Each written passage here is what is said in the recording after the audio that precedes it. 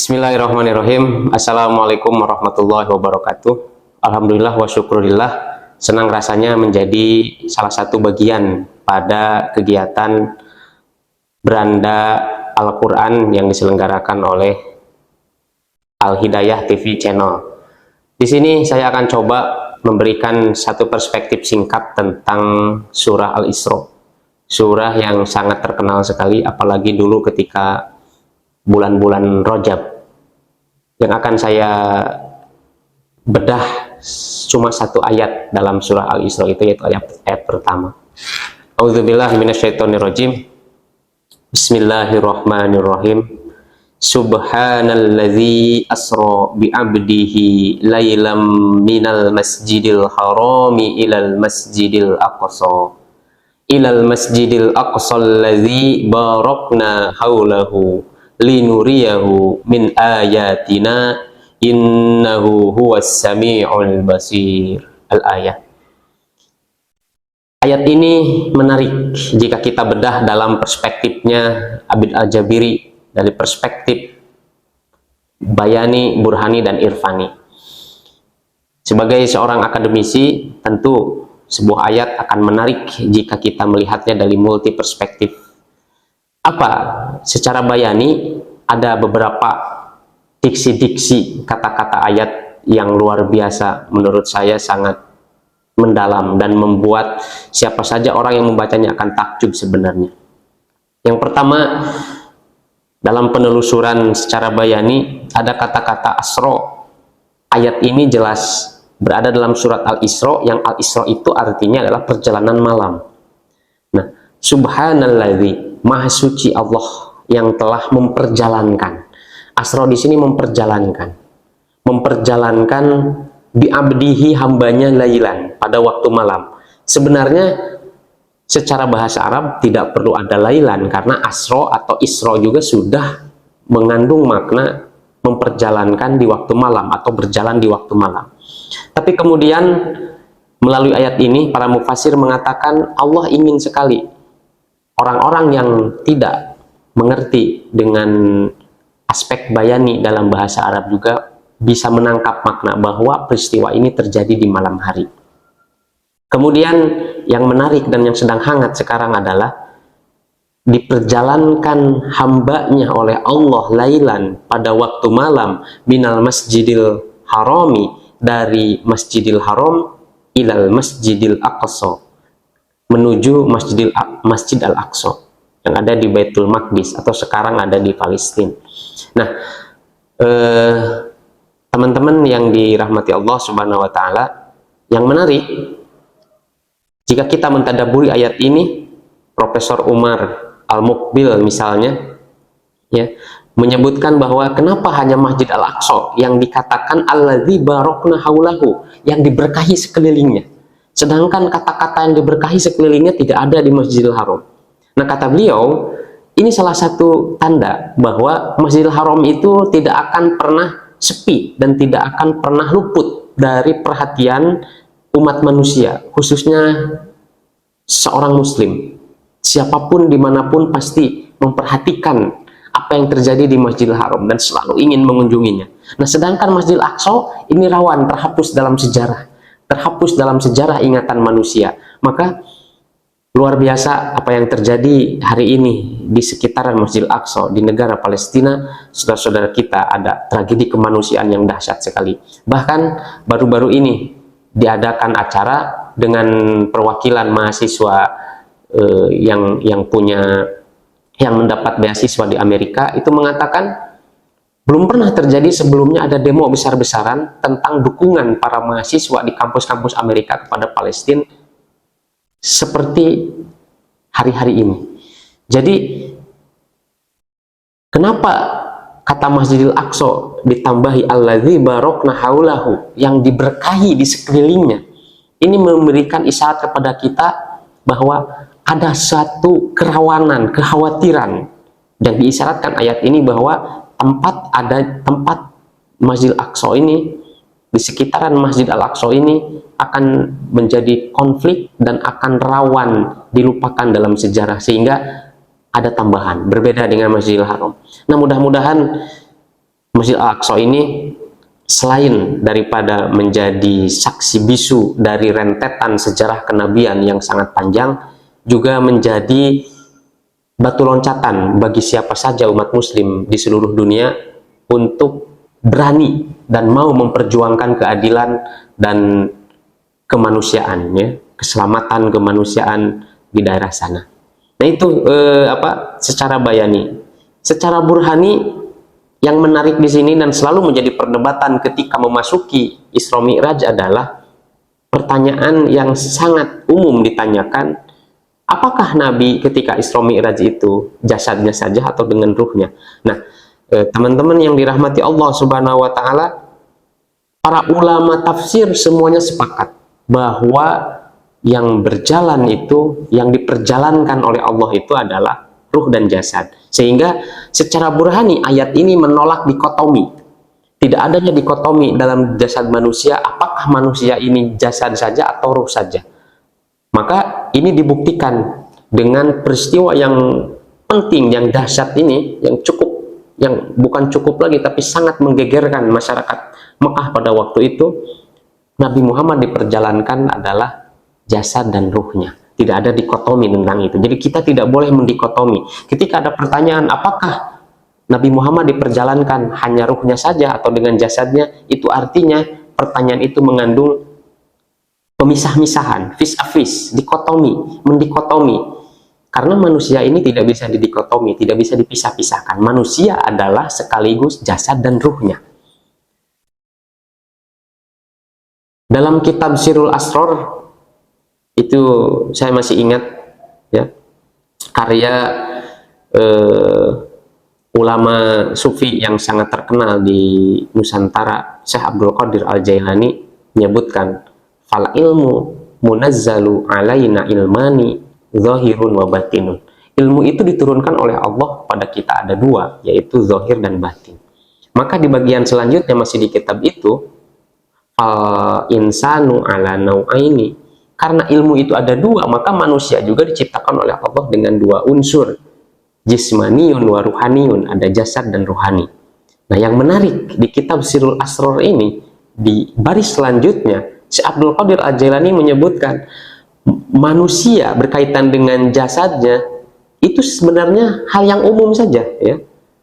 Hal yang umum saja, semuanya juga sama. Jasad manusia itu jasad manusia dimanapun semuanya sama, ya.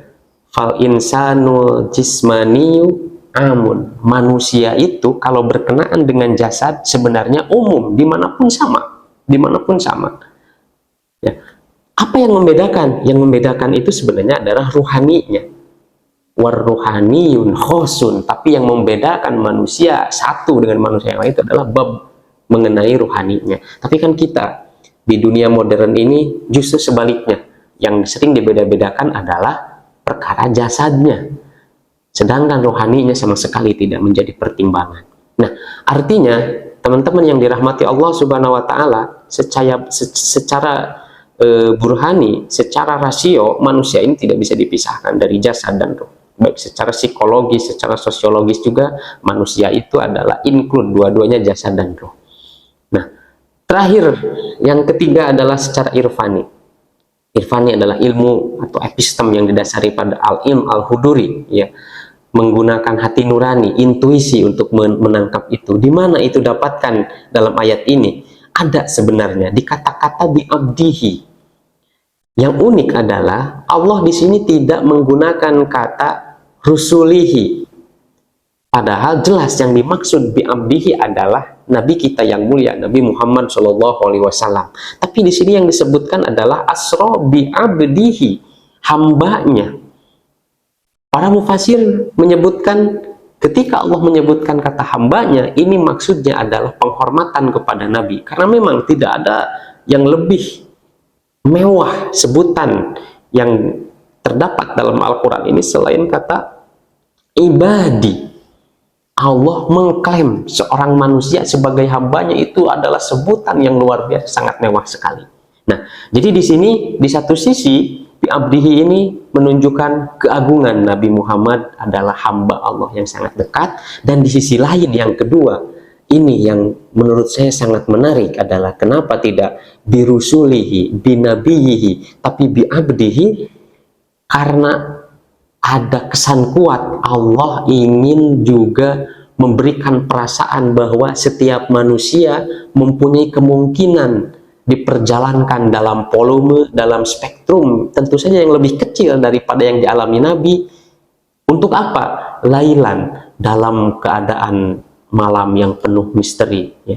Malam ini kan tidak hanya lailan, ini tidak hanya diartikan malam, tetapi juga bisa diartikan malam gelap gulita, ada syahdu, khusyu, dekat gitu ya. Profesor Nasruddin Umar mengatakan itu. Nah, jadi teman-teman yang dirahmati Allah, kata bi'abdihi ini seolah-olah ada kesan Allah ingin menunjukkan bahwa siapa saja selain Nabi Muhammad, asalkan mereka mencapai derajat sehingga diakui oleh Allah sebagai hambanya, itu akan diperjalankan oleh Allah di jalan takdirnya, dibimbing langsung oleh Allah di jalan takdirnya, sehingga dia tidak mungkin sesat, dia tidak mungkin tersasar, karena Allah sendiri yang akan membimbingnya, asalkan pribadi itu mempunyai kualitas sebagaimana yang Allah sebutkan dalam Al-Quran, sehingga Allah menyebutnya bi'ibadi.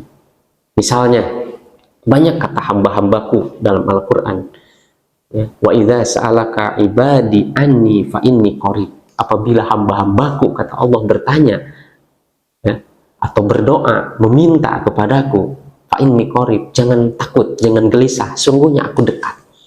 Nah, hamba-hamba Allah yang sangat yakin bahwa iya karena budu wa iya karena stain, hanya kepada Allah lah meminta pertolongan dan hanya kepada Allah lah beribadah, maka fa inni qarib, kata Allah, aku sangat dekat. Dalam ayat yang lain, surat Al-Furqan, wa ibadur rahmanil ladzina yamshuna 'alal ardi hauna. Hamba-hamba Allah yang maha penyayang itu adalah mereka yang berjalan di muka bumi hauna, dalam keadaan yang rendah hati. Wa idza khatabahumul jahiluna qalu salama. Apabila ada orang-orang jahil yang mengatakan kata-kata yang buruk, kata-kata yang kasar kepada mereka, kepada hamba-hamba Allah itu, maka qalu salama. Dia tidak membalas dengan kata-kata yang kasar, tapi dia malah membalasnya dengan kata-kata yang lembut, dengan kata-kata yang baik. Di ayat selanjutnya disebutkan, ya, kemudian dia rajin atau gemar beribadah di malam hari, ya, li rabbihim sujjada wa qiyamah, ya, menghabiskan malam-malamnya untuk beribadah kepada Allah Subhanahu wa taala. Nah, teman-teman yang dirahmati Allah, itu kira-kira kesan yang sangat kuat kalau kita membaca ayat pertama surat Al-Isra ini dengan perspektifnya Abid Al-Jabiri, dari perspektif bayani, ya, tadi makna katanya, ilmu yang didapatkan dari penjelasan makna kata, kemudian burhani secara logis dan empiris tadi. Tidak boleh kita mendikotomi manusia, bahwa manusia ini hanya jasad atau hanya ruh. Tidak, manusia ini adalah jasad dan ruh sekaligus. Dan terakhir secara irfani, jika kita ingin mengetuk hati kita, intuisi kita, maka ada bi'abdihi, hambanya yang disuruh oleh Allah. Ini mempunyai kesan bahwa tidak hanya Nabi yang akan diperjalankan dan dibimbing Allah. Cuma pasti kita tidak akan pernah mengalami Isra Mi'raj, tapi kita berjalan di muka bumi ini akan selamanya dalam bimbingan Allah Subhanahu wa taala, asalkan kita mempunyai kualitas-kualitas bi'abdihi. Misalnya tadi dalam surat Al-Furqan, wa ibadur rahmanil ladzi yamshuna 'alal ardi hauna. Dia rendah hati ketika berjalan di bumi. Wa idza khatabahumul jahiluna qalu salama. Jika ada orang-orang jahil mengatakan kata-kata yang buruk, kata-kata yang kotor, dia tidak membalas dengan hal yang serupa, tapi justru dia membalas dengan kata-kata yang baik. Demikian teman-teman yang dirahmati Allah, sebenarnya kegiatan mendiskusikan ayat-ayat ini bukan sekali dua kali. Nah, sebagai salah satu dosen di STAI Al-Hidayah Tasikmalaya, ini adalah diskusi yang rutin sebenarnya dilakukan baik oleh para dosen atau mahasiswa. Karenanya, mari, kebetulan sekarang adalah lagi masa-masa pembukaan mahasiswa baru. Jika ingin bergabung, silahkan datangi saja link di bawah ini atau kunjungi saja websitenya STAI Al-Hidayah Tasikmalaya. Kita teruskan berdiskusi tafsir-tafsir Al-Quran dengan multi perspektif, ya. Timur, Barat, kita coba kaji, kita coba renungi, dan kita coba aplikasikan, amalkan sedikit demi sedikit dalam kehidupan sehari-hari. Terima kasih, demikian yang bisa disampaikan. Wabillahi taufiq wal hidayah. Wassalamualaikum warahmatullahi wabarakatuh.